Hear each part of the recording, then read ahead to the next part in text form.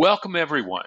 My name is Randy Howell with Trader's State of Mind, and we're here to really explore this mysterious part of trading called trading psychology. And in particular, we're looking at a specific moment this time. We actually want to say, once pressure gets on, and what you'll discover in this particular webinar, it's really about after taking losses. How do you stay disciplined and not just fall apart and start doing stupid things? That's what we're going to be looking at today. And just a couple house cleaning rules is that I hold questions to the end of my presentation. However, that doesn't mean you can't ask questions as we go. So we'll actually have some questions to go instead of sitting there and, oh, shucks, I don't know. Are these people going to have a question? Just write your questions as you have them and just type them in. And at the end, we will cover them. Okay. And with that, let's take a look and really begin to look at something. Let's take a look at this particular image, okay? How many have you ever felt this after you've taken a loss, after you've taken 2, 3, and all of a sudden you see all that money draining and you're going, it's mine, no, it's mine, I can't let it go, I can't let it go. And suddenly, at particular moment, an emotional urgency to get that money back occurs. And it can go either just making up for prior losses where you feel a sense of desperation, or it can be revenge trading where you feel anger, you actually want to punish. This is one of the biggest hurdles that I find with traders ever. It's not really the fear. That's something that can be mastered with it's not easy, but it's certainly not on the same level as this. And it's what separates a pretty good trader to one that has become consistently profitable. If they can solve this problem of not trying to make up for prior losses or revenge trading, they would be able to launch their trading into another level. But it doesn't happen, okay? And what we want to do is say, what is going on here really? Is this something wrong with the trader's mind? Is this psychology? Or exactly what is this? Well, friends, making up for prior losses or revenge trading is rooted in our evolutionary psychology. It may take over our present psychology that we bring into the trading game, but the truth is if you take a look at this image, take a look at what this guy's doing. He's ultimately trying to defend the wolves from taking something that's really valuable to him. He's already taken the loss, and he's sitting there, and he's got number of wolves sitting there, and they're looking for food. There is a biological threat here to this caveman. And yet you also look up above him and you can see what he's fighting for. He's trying to ensure that his family, his clan, survive. And if he takes a loss, he's going to fight even harder to make them pay. This, friends, is literally what's at the very core of it. And this is where what we say is this is where the ancestral reflective emotional brain and that reactiveness to emotional situations is literally in conflict, is duking it out with that part of the brain, the neocortex, that part of the deliberate brain, the part that thinks through things. Ultimately, this fellow right here didn't really have that part of the brain. It's all in the immediate moment of now of survival. One person said let's find out something. Can everybody hear me? Type in a yes into your chat box and just let me know if you can hear me, because one person says he can't hear me, and we need to decide whether or not it's me or whether or not it's them. Yes. We're getting a bunch of yeses. So and so Dolores will handle that. So what we're looking at, what I want you to look at in this image is the foundations of making up for prior losses. This is the instinctual nature of the emotional brain, and it's coming in conflict with the deliberateness of the thinking of the impartiality required to trade. Now, who do you think is going to win that? This particular caveman doesn't really have the neocortex there, which has been around about 50,000 years, to be able to literally think into the future and think, the truth is I may have to take a loss. But back then, a loss was not psychological discomfort, like I'm taking a money loss. Taking a loss was getting truly hurt. And taking a loss might be having someone hurt or someone eaten alive. That's where this stuff comes from. And ultimately, that caveman brain, that residual, that ancestral, reflective, reactive brain was never designed for the probability management required in, guess where? Trading. So here we go. What we're doing here, we are dealing with our evolutionary psychology. We're taking traits that were built long ago, even while we were not Homo sapiens, and they're incorporated into our emotional brain, into the limbic system. It's writing there as instinctual reactiveness to changes in the environment. Taking a loss is a change in environment. Taking a second loss or a third loss often ends up triggering, okay? And that triggering ends up producing a reactive brain rather than that reflective brain needed for trading. You know, again, caveman didn't know about probability and risk management. It was like all or nothing. Threat was real, it was imminent. And now we still have those caveman instincts with us, and that's what we're bringing to trading. What do you think happens when you add uncertainty and risk to that equation? Well, there you go.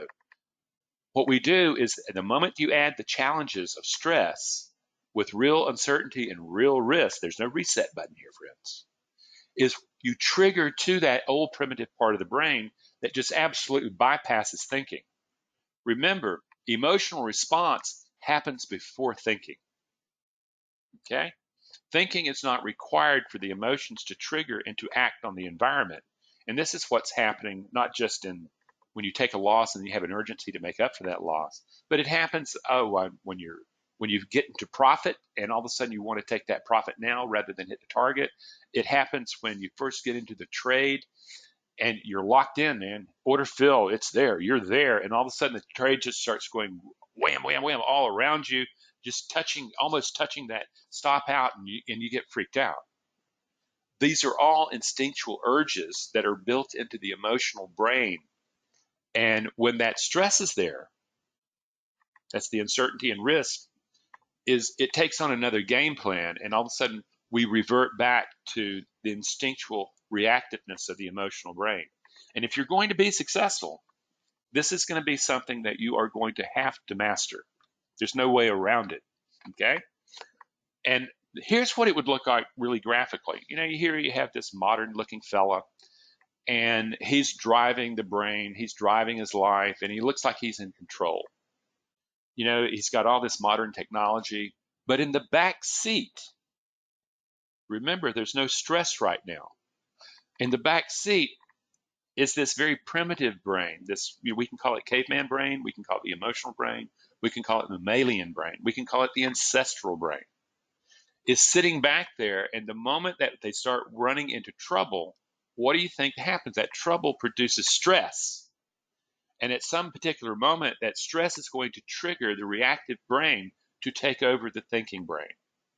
And friends, that's where you're going to have to make friends with your inner caveman. We're going to have to figure out literally, he's being triggered, that aspect of my being is being triggered by perceived threats.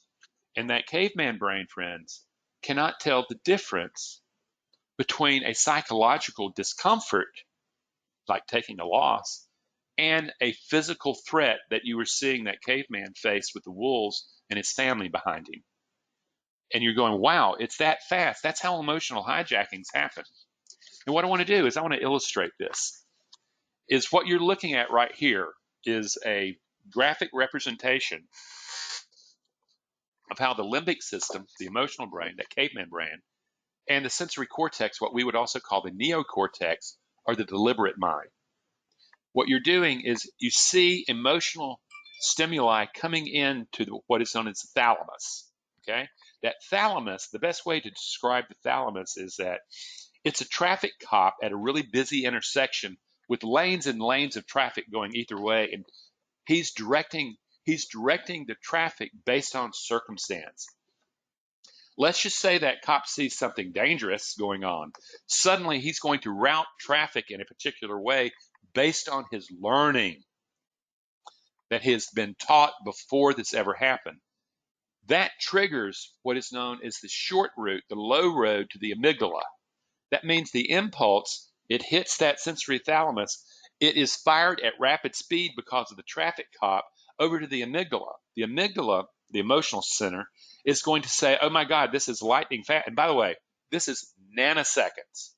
If the sensory information is even going to the sensory cortex, it's going to take 0.25 seconds at least for it to get to the brain to be able to start going through the deliberations that the thinking brain's going to do.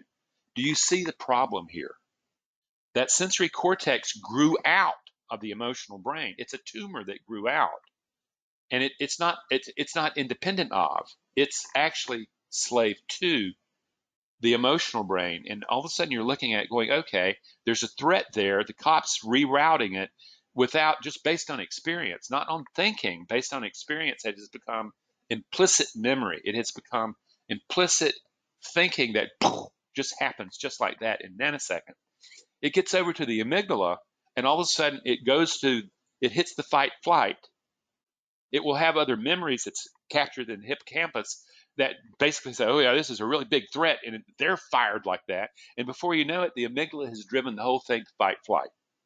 And if it's fight, trying to make up for prior losses, or trying to revenge trade, what you're doing is you're aggressively going after something.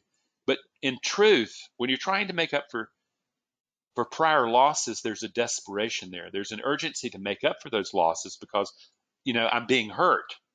My clan's being hurt. I need to make up for those losses really fast because before we lose somebody.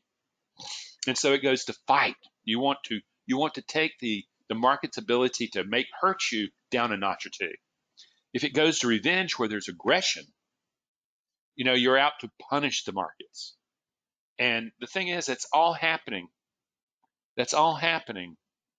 so lightning fast is that's nanoseconds, 0.003 seconds from the traffic cop saying low road to getting to the amygdala to firing up the fight flight. And meanwhile, it's taking a microsecond, 0.25 seconds, to even get to the deliberations of the sensory cortex. Wow. Friends, that's what's happening when there's no reset button, when the risk is real and you can lose money, because that money truly represents the biological threat that our caveman ancestors had. It can't tell the difference. It lives totally right here in the now. Now let's break this down even one step further, okay? What you're looking at, this is actually a mapping that I did with a client last week. And here it goes. There's at first this expectation, it's an expectation that really needs to be changed. And the guy's thinking, I want to win. I'm going to win today. I'm going to control that outcome. And interestingly, is by now, people in this class should know that you do not control outcome. You do not control whether or not you're right or wrong, and you do not control prediction. All those three things the caveman wants to control. All three things. And whether or not that caveman takes control of the thinking brain is really up to that traffic cop. Okay? That traffic cop is basically trained in a way to perceive sensory information coming in. And unless we retrain that traffic cop to the way it evaluates the memories of all that information, you're going to have problems always getting to be disciplined when you really need to be when you're under the gun. So here it is. You've got the expectation, I want to win, which you don't control, by the way. You're already putting yourself in a lose-lose situation if you don't control winning. What you do is you control performance. And that, friends, is a big thing. We'll talk about that a little later. Then the belief, winning will prove my value. It will show that I'm a top-notch guy, that I'm an alpha, that I can make things happen. Okay? And that is another very dangerous thing, is all of a sudden your sense of mattering is saying, well, it totally is in compliance with my sense of winning or losing. and you don't have control over that. And then there comes this bias. It says, I'm going to make it happen. I'm going to make it happen. That's that alpha mentality that says, I'm going to make up for prior losses. I'm scared. I'm desperate. I need to make up for those. I'm going to make it happen. I'm going to make it happen. I'm going to push, push, push.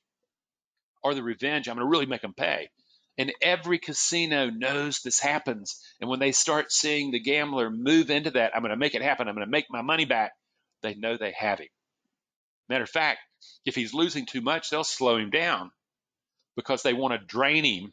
They don't want to get him to the point where he's lost enough and he's going to back away. They want to slow it down so that he doesn't come to the fulfillment of the emotional parts. Then what happens is he takes a loss, or several for that matter. Ooh. And what the market is telling them, okay, the evidence is showing whatever the expectation was, whatever the belief was, whatever the bias was, I'm going to make it happen. It's calling it into question. No, you're wrong. Ooh. Suddenly what happens there, and this is something that traders really don't grasp, is a big component of being able to build a mind that can trade effectively is to deal with your own personal shame. I'm a loser. I lost. I can't let people see that. I have to win, or I feel like I'm a failure. I feel like I feel shame. And what people don't recognize is that shame, from an emotional intelligence standpoint, is an emotion that disorganizes the potential of the self. And it's saying is that this potential has not been organized for the good of the whole. It's not working. And the shame is disorganizing the self. The person who's brave, who knows how to maintain discipline, uses that, and also has compassion for self, uses that moment to reconstruct the self that trades, reconstructing the potential of the totality of the potential of who you are, and organizes the beliefs of the self into something that can trade in probabilities. And the key belief there is what I control is the mind, the performance mind that I bring to engage uncertainty with. That, my friends, I can control. I'm no longer trying to control things that ultimately I can't control. I can't control the outcome.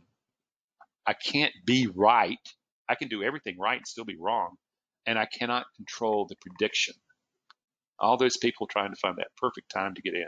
Think about it. So that shame arises. Then the fear of loss comes out of that. And what that really means, that limbic belief is being revealed now on a very visceral level. The traffic cop routes it right to the amygdala. Fight, flight is on, man. The game's on. You're going to fight. You're going to fight. You're going to fight to make up to get back to break even. You're going to fight to punish. And there you go. It's already done. Man, you are so gone by this time. The thinking brain just simply no longer has been ellipsed, and it's gone for a while. And what happens is those learned instincts have taken over of that reflexive, instinctive brain, and it's ancestral. That's the one we inherited from our caveman ancestors. And in this particular case, in aggression, it's more about that attack motivation, that revenge trading, or making up for prior losses. And ultimately, what you're looking at is the hijacking of the thinking brain by the emotional brain. There it goes, friend. This is the pathway that you just saw in the other slide, of where we've symbolically represented the limbic system and the thinking system. This is kind of the process that happens within that. And this is happening in the flash of a second. If you take that first loss, you might be able to handle it. But the second and third produces that urgency to get back to break even, to make up for those prior losses, or to revenge trade. This is the process that goes through, that your brain's going to go through, and you don't even know it's happening. It's there, and all of a sudden you're off. What we want to say is, is that really the best way to trade? What we're beginning to recognize is this: is the brain that you brought to trading is not going to be the brain that's going to produce success in trading. Okay? They're built for very different things. That old brain, that mammalian brain, that emotional brain, the limbic system, the caveman brain, wants short-term instinctual reactions to dangerous circumstance. It's not thinking about the future. It's thinking about survival now. And it's making decisions like that, like particularly with FOMO, where you get in the black and all of a sudden you become scared that you're going to lose that money if you wait for it to go to target. You want the money now. That's the old brain, okay? Instead of waiting with your carefully planned trading plan for it to go to target, to give it a chance to go to target. And often it does. And what happens though is that you have not regulated, you have not built an intentional mind to deal with that moment. You keep believing all this knowledge is going to save me. It's kind of like I'm always amazed when people they write me and tell me, God, Randy, your work has really changed my life, and it's just it's just made me a different kind of trader. And I always say, and I want to ask, well, are you profitable? Because ultimately, what I understand is that knowledge, the knowledge that I pretty much give away here, seems like, boy, what a great deal. Why is he giving all this away? Because ultimately, this is about training. You have to train the emotional brain to react differently to uncertainty than the way it was built for by evolution. You have to become the designer. And it's training, friends. It's not knowledge. It's training. And it's the difference between knowledge and performance in the clutch. That's what the difference is. The training is necessary. So now we look at this and go, oh, and after the smoke clears, there's a dejected trader, okay? And what you've really seen as you fall into the revenge trading, the over trading, and the making up for prior losses, what you've discovered is your survival instincts have taken over, blown out the ability to think, to reason, to deliberate what you should, that's what you need to be a consistently profitable trader. And what you're seeing is, wow, the main thing that's happening here is pretty simple then. What's happening is that I'm not managing the mind. I didn't even understand what most people, as they work with me, begin to recognize is I didn't even understand what was going on underneath the hood of my brain. I lifted up and all of a sudden, oh my God, I had no idea this was all going on. Yeah, most of this stuff, the emotional brain, you're not going to have awareness of it until it's hijacked you and you wake up later going, what just happened? What was I thinking? You weren't. What you were doing is you were hitting the emotional brain. It hits a danger spot where it appears to it to be truly a biological threat, and it's hijacking, bypassing the thinking brain. You're toast by this time, and you're running into instinctual behaviors, instinctual responses to threat. That's what's happened, and that's one thing you do not want in trading. So what are we going to do about all this? And this is, friends, what I really want you to understand is there's really not a choice here. Is that you're going to have to do something about it, even you're not doing something about the way the emotional brain and the thinking brain work together. You can pay for it by staying in purgatory for I don't know how long in your trading, or having your trading account just absolutely blowing you up, or just bleeding from 1,000 tiny cuts. But ultimately, there are a few people that go through this, learn, and become successful traders, but they are few and far between. There's a reason that only around 5% are actually profitable, and only 2% really make good money. Those are people either won the genetics lottery or have learned. But if you had a 98% chance of failure, would you think that maybe you need to change the way you're approaching the problem? Well, that's what we're looking at here. We want to develop a model of emotional intelligence.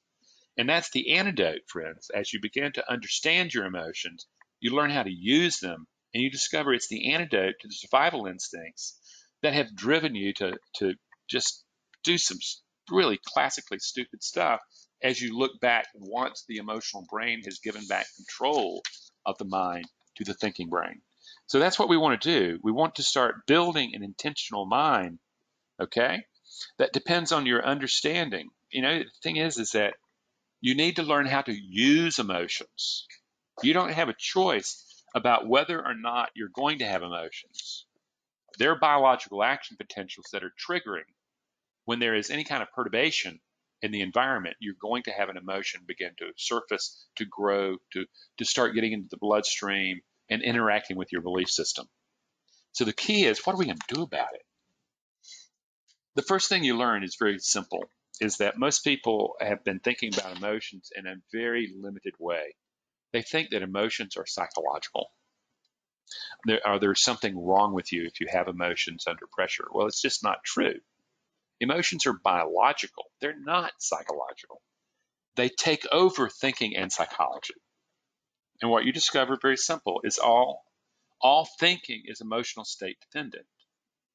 That's really the thing. And in neurobiology and in cognitive psychology, it's called something a little different. It's called motivated reasoning.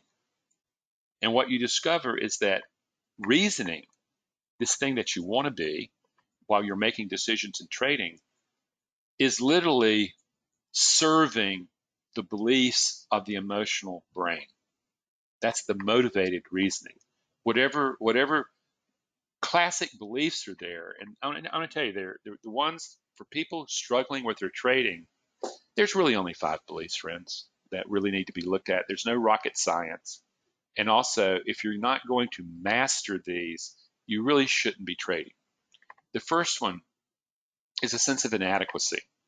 You know that voice inside your head that's just saying you're not good enough, you're never going to make it, blah, blah, blah. That.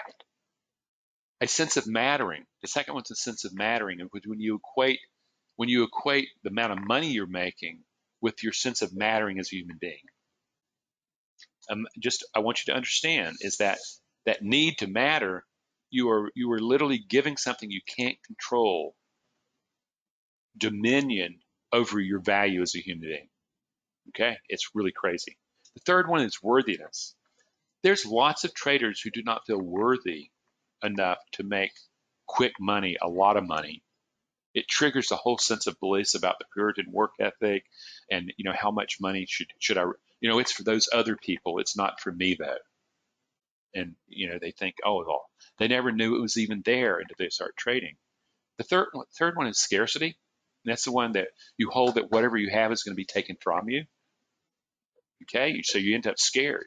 I was working with a trader today. He says, oh my God, I'm even scared to talk about this. If I start talking about how good I've been doing recently, then, it's going to probably trigger me to lose. And I'm going, whoa, there's your scarcity. There's your scarcity. And what we're doing is we're turning toward that scarcity mentality and confronting it rather than trying to pretend it's not there. But what I want you to understand as you trigger these things, and the last one is the powerlessness. And if you've ever been in a trade that started really going wacky on you and just bouncing around on you, you know what powerlessness is when you just, when you lose your stuff. Ultimately, if you keep calm, you have access to your sensory cortex. You have that thinking brain that can really deliberate. If you don't stay calm, what happens? The amygdala starts directing traffic, and suddenly you're in fight flight, and your higher cortexes, your thinking, your ability to think and reason from impartiality and from a disciplined state of mind is blown out. So this is the way it is, and it's powerful. So then we go to the next stage, and the real question is, how do you begin to regulate an emotion? And I give you this is that the thing is that being in this game is up and down. It's like a roller coaster, up and down, up and down, up and down. And it's whether or not you're taking those perturbations going on in the market. Is the market telling you, are you listening to the market? Are you trying to force yourself? And here's this guy saying, oh, this is just a correction and there's nothing there. Ultimately, what you discover is that you realize you're not in control. But what you can do is you can start disrupting literally that emotion from growing and revving up and taking over mind. And it starts, friends, with breathing and muscle tension. And these are parts of an emotion. Remember, the emotion is biological. The way you breathe is absolutely complicit into the emotional nature that's rising and showing and acting, and also the muscles. For instance, in breathing, if you're in this particular case, particularly with trading having revenge trading or trying to make up for prior losses where there is a mix of desperation and aggression, okay? It will have a particular way of breathing, and you'll notice that it's holding your breath, or you'll be using the very top of your lungs. What you're doing when you're breathing that way is you are stopping oxygen from getting to the brain, to the neocortex, which desperately needs it to make deliberate decisions, and routing it to the body preparing to fight or flee. And then when you feel the tension, that jaw, the shoulders, the gut, the chest, what you're doing is you are feeling the muscular tension that's associated with emotional arousal, again, getting ready to flee, run, or getting ready to fight. That's what it's doing. And ultimately, you can manage these literally by the way you breathe. And I teach Bellows breathing to be able to interrupt that process. And people are amazed, particularly when they start letting the tension go. They're really amazed at how much control they can get back over their mind. So just remember, the emotion is in action in microseconds, and it bypasses the deliberation of the thinking brain.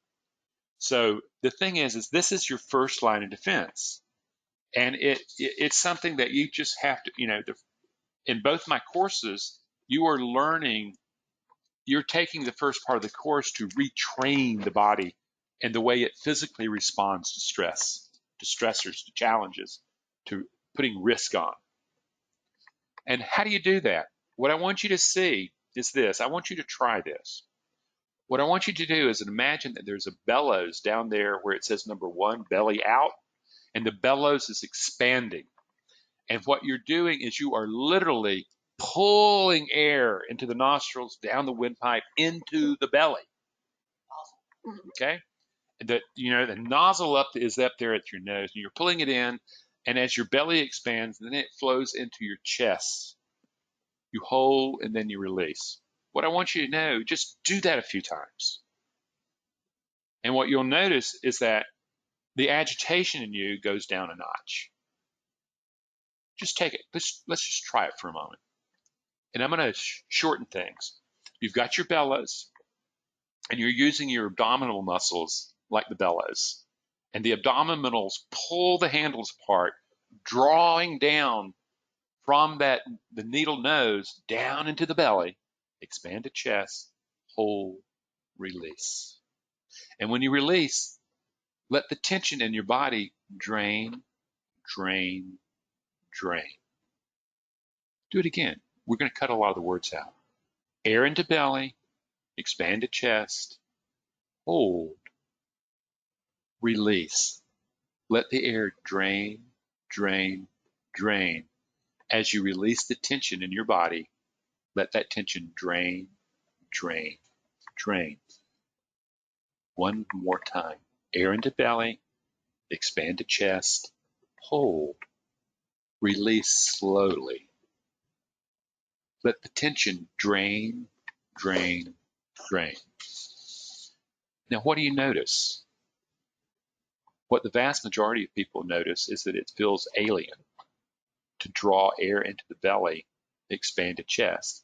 That's because we live in an anxious world, and it's constantly drawing air to the chest only, to the higher lobes of the lungs, rather than the lower lobes of the lungs. And you're not getting the full containment of oxygen that's possible that your brain needs to be able to function in a deliberate fashion. This is the first stop that you have to do. And it is powerful, but what you also, and by the way, what do you notice about your mood? What do you notice about the emotion as you're sitting there right now? Notice the difference. And that's just with a little bit of training, a little bit of direction. Now, the trick is to be able to learn to do this under the combat conditions of trading, where there's real risk, there's real potential of loss, and all that. That's part of the training that we do. And the key is you come to this relaxed state, but there's only one problem, okay? Emotional regulation is not a game changer. It's something that if you can't regulate the emotion, you never get to the door of the mind, okay? because the mind's already wiped out before anything. So regulating that emotion is job one. It has to be done. But the thing is that it gets you the door of the mind, and at this particular point in time, another skill is necessary.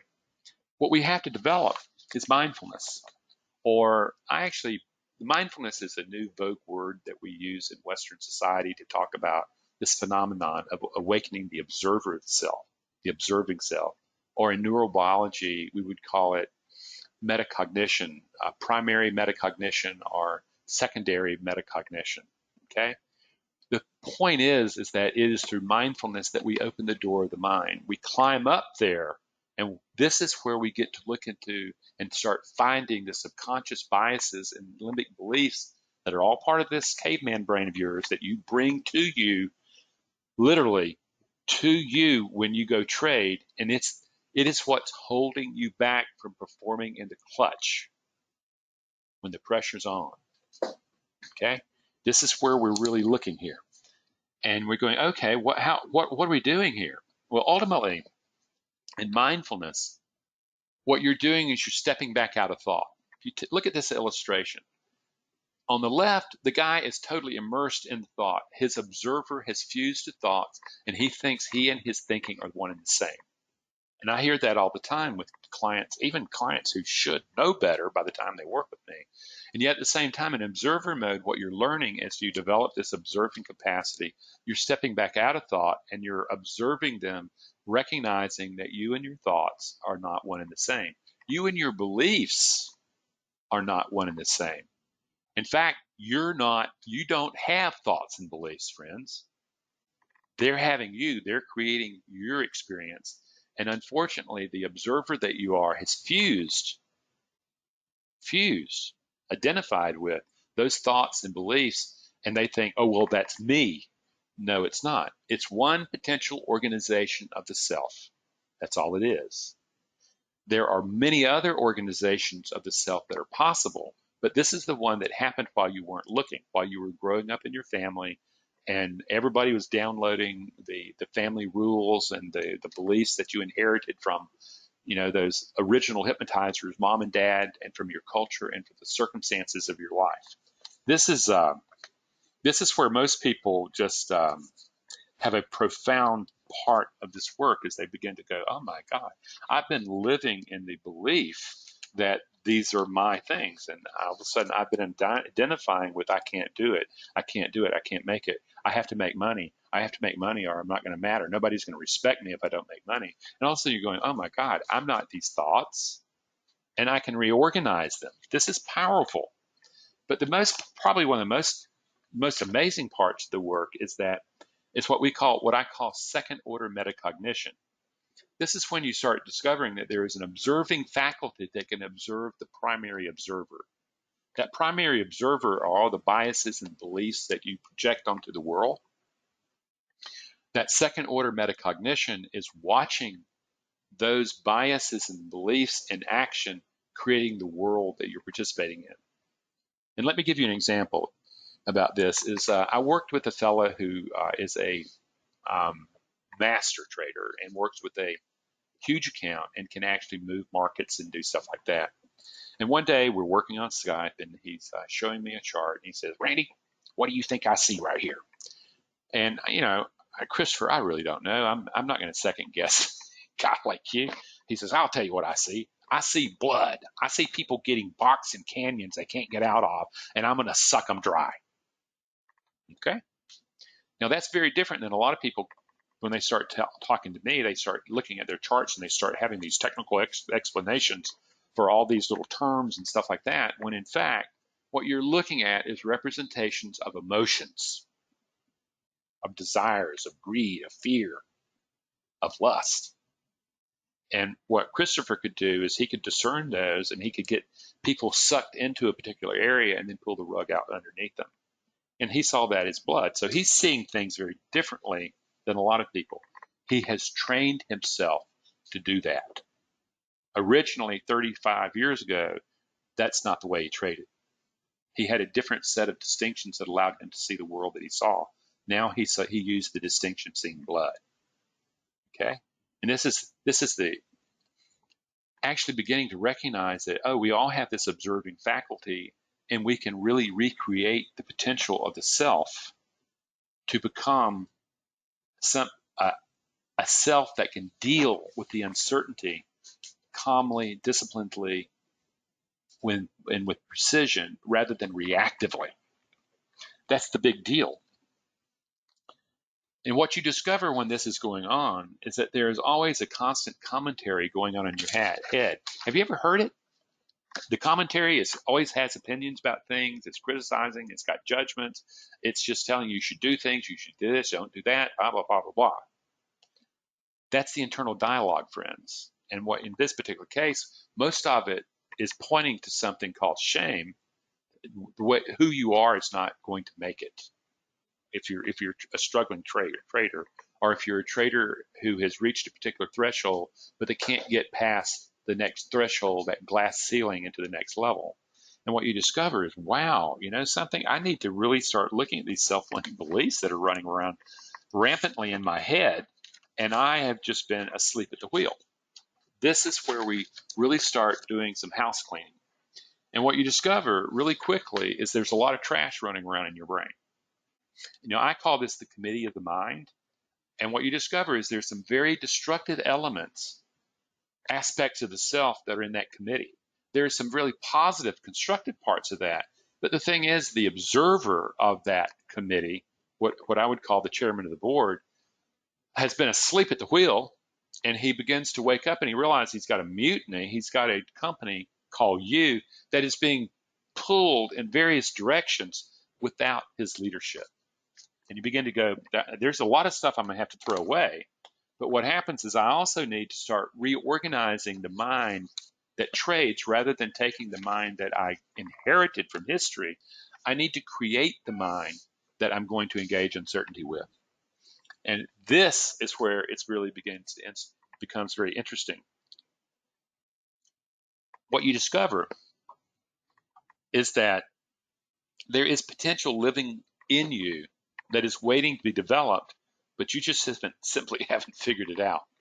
This is the totality of your potential. This would be something like the quantum mechanics boys will say, there is neither mass nor energy that exists. What exists is potential.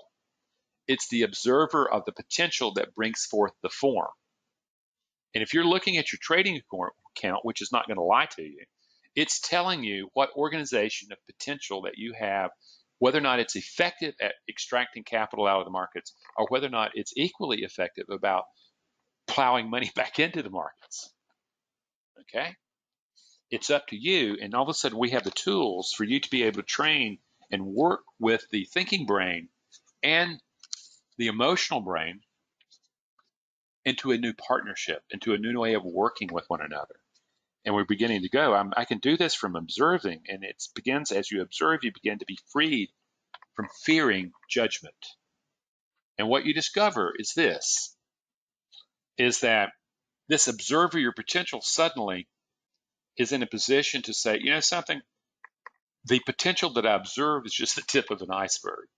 There's also this unobserved potential that lives within me. And here's the kicker, friends, is in the same way that judgment, I gotta make money today. That criticism, you're never going to make it. The fear, oh my God, what if I lose? The aggression, I'm going to get that back. And the overconfidence that leads to overtrading, thinking, boy, I'm going to be on a run. I'm going to make this thing happen. These are one organization of potential, but in the same way as a possibility, the discipline of a ruler, the courage of a warrior, the self-soothing of a caregiver, and the impartiality of a sage exist as emotional programs in the brain in the same way that judgment and criticism and temptation do.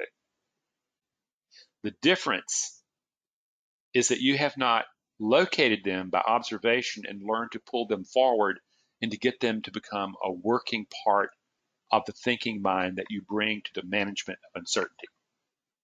And that's what we teach, friends. That's what we teach. And how does this look? Well, I use a combination of neurobiology and a process that I call emotional remapping of a memory to get access to emotional programs, and I also use Jungian archetypal to be able to demonstrate that what fundamentally the emotional programs exist in the brain. When the brain, the miracle somewhere between brain and the mind, suddenly those emotional programs are given voice, and you hear that commentary in your brain, the internal dialogue. And what you discover is that in those voices, in that committee of the mind, there are heroic, constructive parts of the self. You think about Frodo here in Lord of the Rings. You say, who would have thought that he would have been this gigantic hero that could actually selflessly, hard, I might add, throw the ring into the lava and have it melt down and bring things. There's the wisdom of Gandalf. There is the leadership of the new king. There is the compassion of a number of people in it. There are the warriors that have the courage to follow that king and go up against what are seemingly astronomical odds. But what happens is there is an intentional mind that is brought. And very interesting is that, um, oh gosh, Strider, who becomes, huh? Strider becomes the new king. And what happens is he's at this crevice between two rocks. And the crevice between the two rocks leads to the lost kingdom, the lost army. And what he says is that I fear greater not fulfilling my destiny than facing my fears. That, my friends, is how you get to the aspect of saying, I can glue the archetypal symbol to the emotional program. They're one and the same. The emotional program is a brain thing. The archetypal symbol of that emotional program is a mind thing. And you realize they're all living within me, and they're very doable. They're there as potential. It just depends on whether or not you're going to become intentional about their presence. And ultimately, as you emphasize this, what I do is I use contextual memory, where the thing is we have to find memories to draw things from, where you really truly faced pressure, and we're able to do pretty darn good. And what we do is we reconstruct that back into experience, and then basically force the observer, the encoding brain, to form it into a very different memory that you have access to. And suddenly what happens is you can maintain calm in the midst of a lot of pressure. And that's when you need it. You take a look at this image right here, and you're looking, going, something.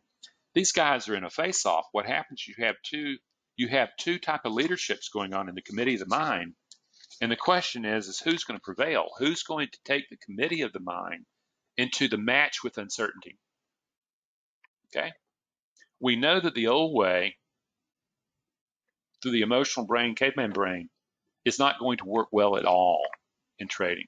And what we know is that we can develop the discipline of a ruler, the courage of a warrior, the self-soothing of a caregiver, and the impartiality of a sage. We know that that is the emotional cocktail that produces the intentional mind that can deal effectively with, guess what? Uncertainty. And that is literally what we're out to do. So when it comes down to it, this is the committee of the mind that has to be managed to be able to bring forth the probability-based mind. And I want to talk about a quote from Louis Pasteur. And I don't know if you know who Louis Pasteur is. If you've heard of the word pasteurization, think about it. If there weren't pasteurization, there wouldn't be grocery stores. Our world would look very different without Louis Pasteur. He's also one that came up with the germ theory of disease.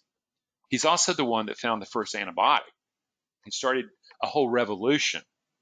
But hey, and for those of you who like to drink beer or drink wine, he's also the one that isolated the clones of yeast that gave particular flavor profiles to both beer and yeast, and it revolutionized the German brewing industry.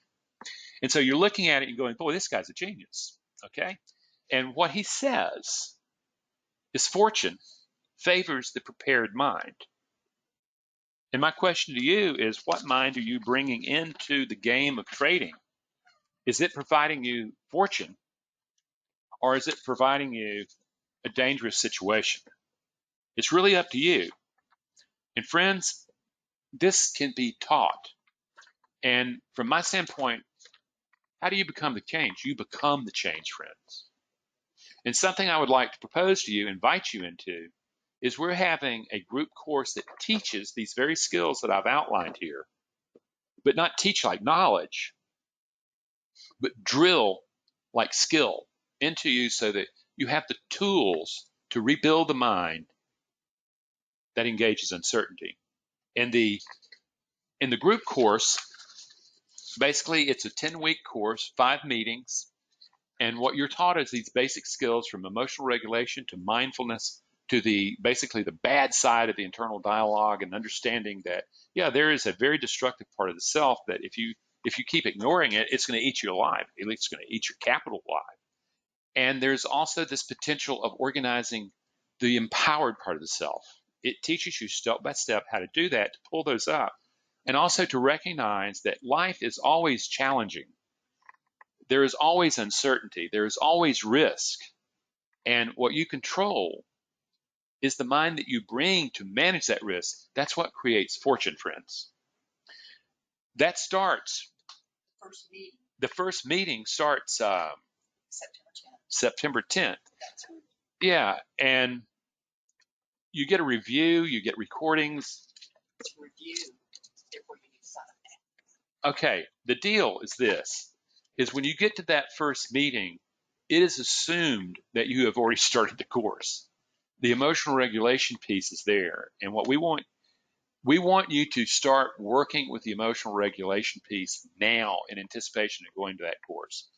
And the way that's done is we will give away an emotional regulation workshop to you if you sign up by this Saturday. Okay? It's not, I'm not trying to induce you to whether or not you're going to take the course or not. I'm saying for the people who go, my God, this is necessary, I need to do it. I'm telling you that it takes a while. It's rote training to get the emotional regulation down. And when you get into that class, I'm spending the first part of that class talking about the emotional regulation that you're supposed to already study, and I'm into mindfulness. And a lot of people will find I'm behind already. Yeah, you are. I want you there a week or two before the class starts so that you can start really honing down on this and doing the job that you're looking to do. Anyway, that class starts, like I said, soon. We're getting the free gift. And what's the cost? It's $11.95 or payments of $239 every 2 weeks for 5 payments. It makes up the same thing. We will finance you. Okay. This is a powerful course. It teaches the basic skills, and it's the one. Since it's coming up, this would be a great moment to start saying, you know something, this fall my trading is going to take on a different edge. I'm going to actually learn how to build an edge. Then there's the individual course. What are the differences? It's more expensive, but the thing is, the individual course is highly comprehensive. There's more in it than in the group course, and it's also highly personal. We get inside your head, and it comes with consults with me, 10 that are done on Skype. So we literally are in the same room with each other, and we're following a process to teach you this stuff. And what people discover is that, boy, their adapted voice, that thing that the limbic system adapts you to while you weren't seeing, is a very powerful force, as is that inner critic. And it's nice to have a mentor to get you through. Okay? If you're interested, you can't decide what to take, get a free consult and meet with me, and we'll talk about whether or not, first of all, is my work right for you? Because it's not right for everybody. I'll be the first one to admit it. I'm saying, no, you're going to have to redesign the brain and the mind that you bring to the management of uncertainty. There is no magical thinking. There is no special knowledge that's going to make you a trader. But friends, that's what I encourage. And we have time for just a couple questions. And if you have them, let them rip. And here's Teresa. Okay, this is from Teresa. After reading your book, I remember a near accident. I was in as a teenager, and I realized that I had the same out of control sense of danger each time I clicked the buy button. I bet you do. Why would my brain want to associate a defined risk I choose to take in a trade that I really can't afford with a very dangerous decades-old experience? The answer is pretty simple. Your emotional brain can't tell the difference. It sees it as danger. The risk you found yourself in as a participant in that car and the risk that you take with the anticipation of a loss, okay, is one and the same to the emotional brain. It could care less what the thinking brain is considering and deliberating. It's already hijacking that, and it's already moving it into fight flight before you ever have a thing. And that's why, and you're going to literally have to interrupt that, okay? And you're going to have to say, well, you know what? I'm going to have to actually go back into that memory, and I'm going to have to rearrange the way my brain initially encoded the memory that became access to working with uncertainty, working with chaos, working with danger. Because understand, your brain is going to interpret your risking capital as danger. It sees it as a saber-toothed tiger bearing down on you. And until you learn to reroute that, to rechange the meaning, and you're not going to do that by a few glib affirmations and visualizations, I promise you. Those fall apart under stress. You have to train the brain as it approaches that uncertainty. That's why.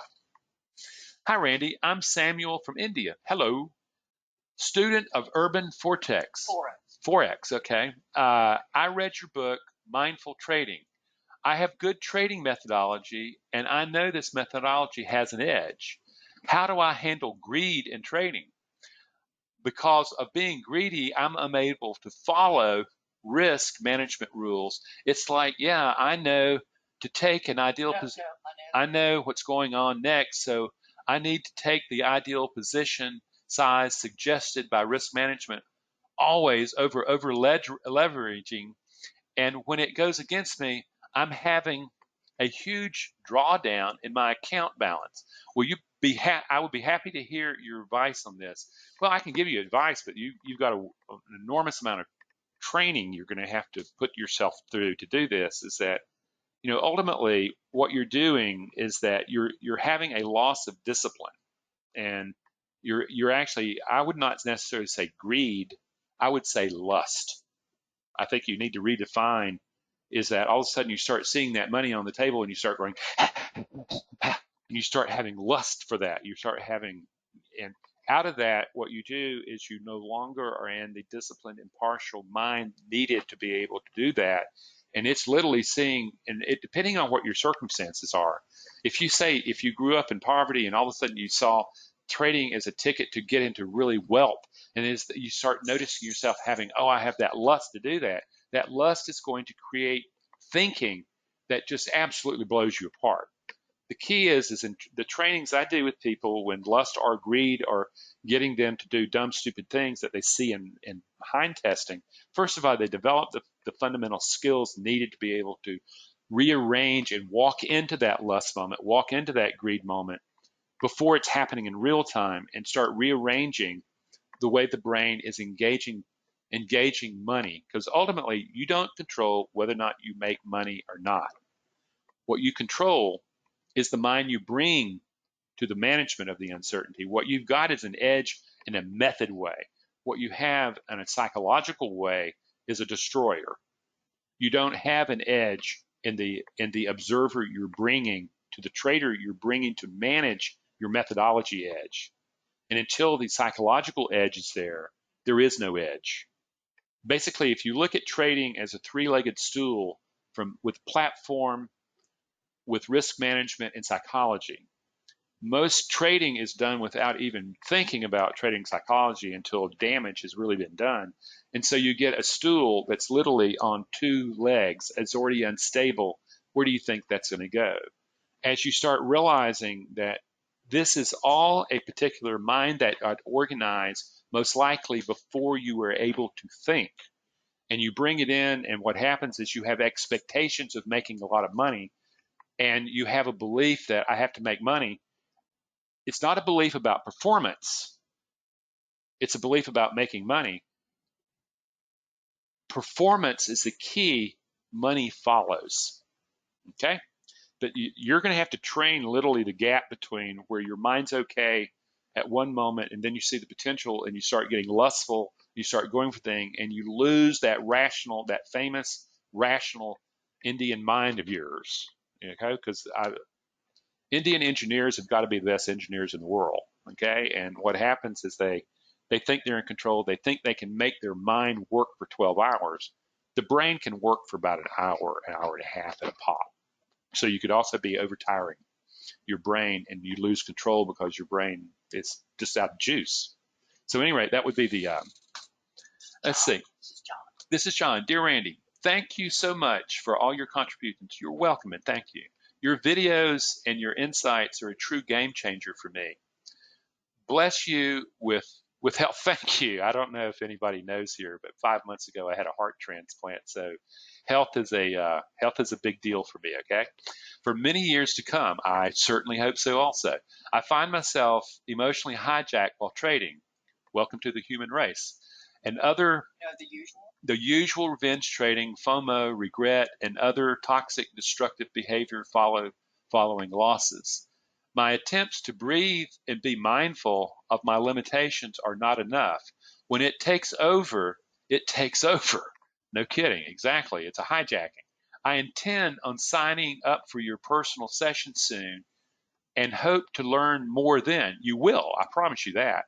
But I just wanted to thank you for all the free material you make available. You're welcome. And it's for folks like you that I continue doing it, is that I really want people to understand the challenge that's in front of them. I don't see anybody teaching and saying, guys, get a grip. This you do not understand what you're asking a caveman brain trying to control outcome. You're asking it to trade where it requires a probability mind where you have to let go of the illusion of control, and you have to learn to control the performance that you are. That's the edge. So I thank you. And as people grow with that, of course, it does benefit me. I will be the first one to admit it. But what it does is it makes people better consumers of emotional intelligence material. And also, it teaches them how to develop the self. Okay? Final question. Have you had Indian students, Randy? Yes, I have.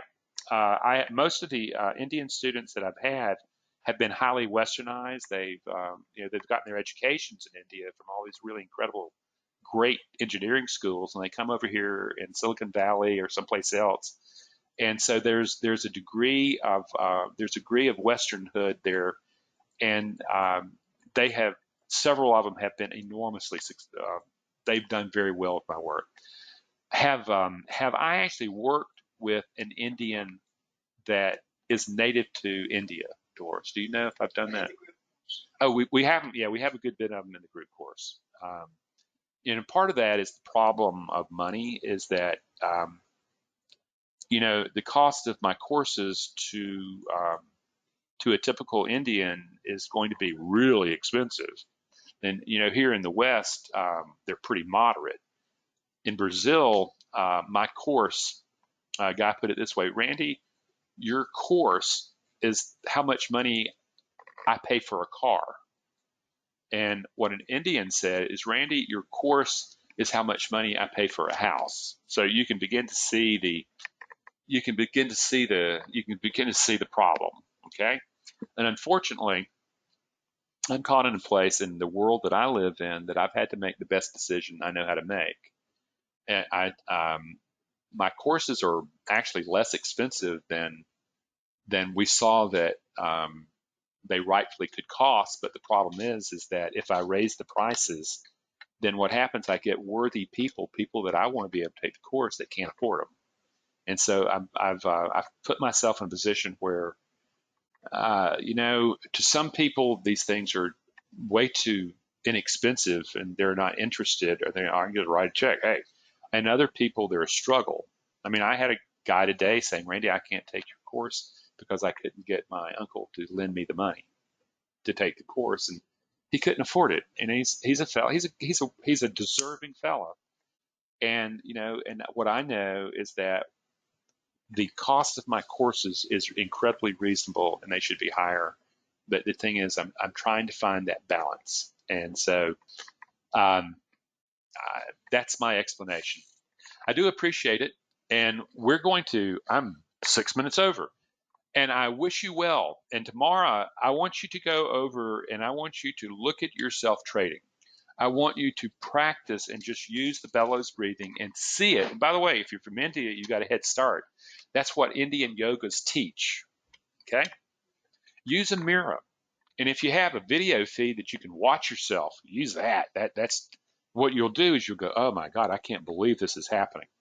But at any rate, what you'll see is and Dolores has put in the boxes our website and the registration links and all that kind of good stuff.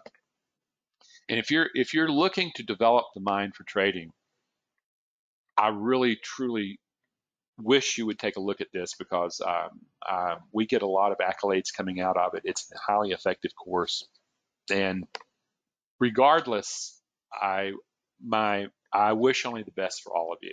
Recording. And by the way, I will have this back up on the website tomorrow. I want the recording of this presentation. So if you want to look at it again and study it again, it'll be on my website. It'll also be on YouTube. And so, anyway, friends, I wish you a great life. Okay, and if I can help you, I'm here. Take care, my friends.